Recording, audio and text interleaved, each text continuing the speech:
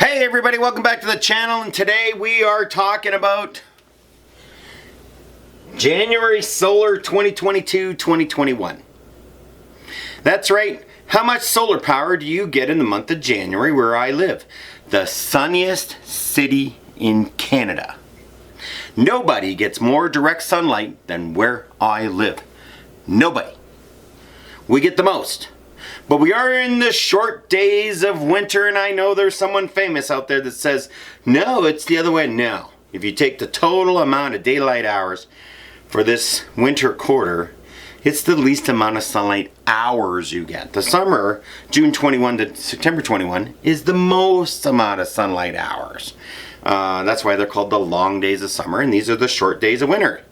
Even though we are gaining close to 3 minutes a day of sunlight.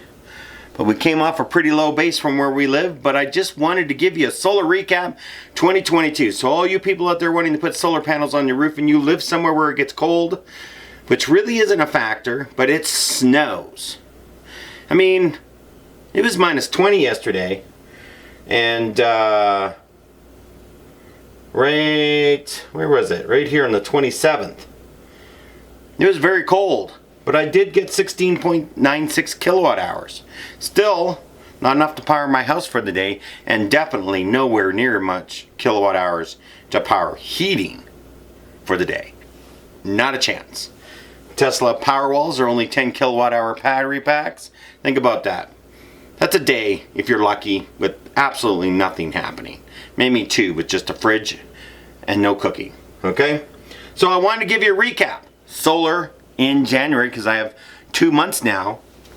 So in 2021 I generated, let's zoom in here so you can see a little better. In 2021 I generated 230.7 kilowatt hours, and this year I only generated 187.14 kilowatt hours. My 2022 electricity bill was $199.01. And in 2020, before I had solar, 187 bucks. Man, some change.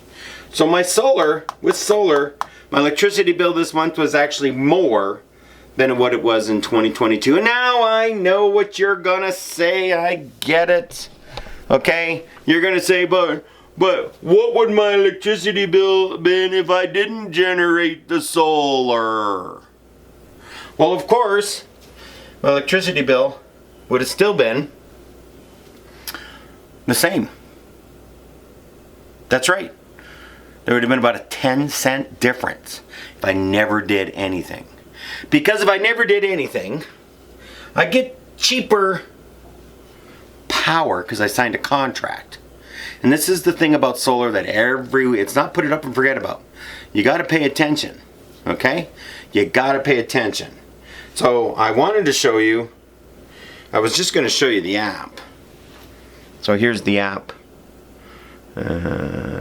See, that's not coming through very good, is it? Nope. So there's your graph. Nothing, and then blah, blah, blah, blah, blah. But it's nothing like the summertime. So, but I have a contract. So I'm only paying 7.64 cents per kilowatt hour.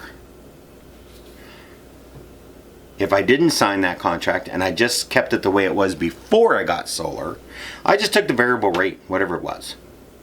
It went up and it went down, it went up and it went down, but over time I averaged the lowest amount you could possibly average. But when you're generating electricity, you have to be careful on what you're paying, because I know a lot of people that sign up for the 27 cents a kilowatt hour.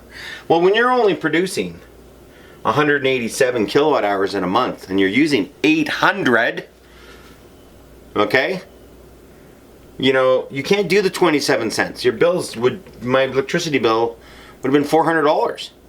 Well, that's no good, right? So I got the 7 cents locked in. So I get 7 cents for this and I pay 7 cents, right?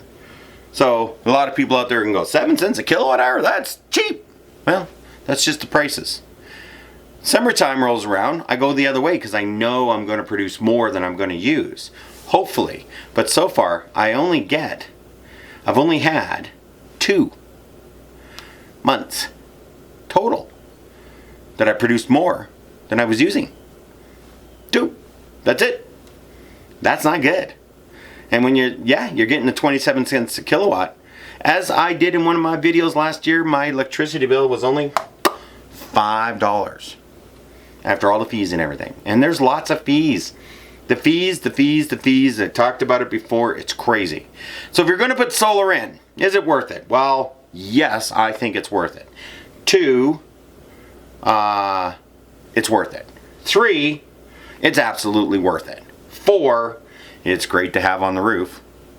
And, I just love having it. Did it save me money? Well, not the first 2 years so far. Will it save me money? I think it will. Considering they're going to last 30 years. At least. Anyone that says it's less is lying to you. So 30 years of solar, free electricity, well, that's going to add up to something. So will the system cover for itself and pay for itself? I think so.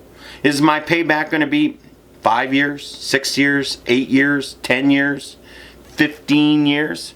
I personally think it's going to be 15 years payback for what I put into it.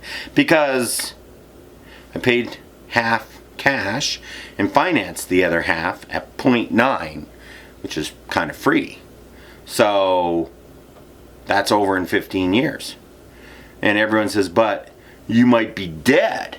And I'm like, I don't care. House will get sold and everyone will be happy. Solar will be on there. It'll get paid out. It doesn't matter. Short-term thinking. People they think too short-term. So if you want to know what January solar is, here you go. As you can see by these little numbers, 0, 0, 0, 0, 0, 0, 0, 0, 0. The 11th, I got 1.36 kilowatt hours. That's 1,300 watt light bulbs for an hour. That's it. Okay, same. It didn't really get into like 10 kilowatts. The 16th, so it's from the 1st to the 16th, produced basically nothing. So solar's not the answer, people. It's not going to solve all our problems. And got to start the PAC committee back up, and you guys are going to start writing letters, especially in Canada here. Solar will not solve the problem. It has to be a combination, and storage has to be invented, and we don't have storage, at least not at a reasonable price. So, get on the phone to your MLAs, regardless of what party they are, leave the politics behind, and let's come up with a solution. And anyway, if you listen to one more person, I have to listen to one more person say this, I'm just going to lose it. Canada only produces 2% of the world's CO2, so we shouldn't do anything. That is the most idiotic, small-minded, backwards thinking. You still be driving your car around without cruise control, intermittent wipers, seat belts, and you wouldn't have a cell phone with that kind of thinking. Right? How many people? If I have to listen to one more person, well, and they have a smartphone and they use it, come on. It's just amazing how one doesn't translate.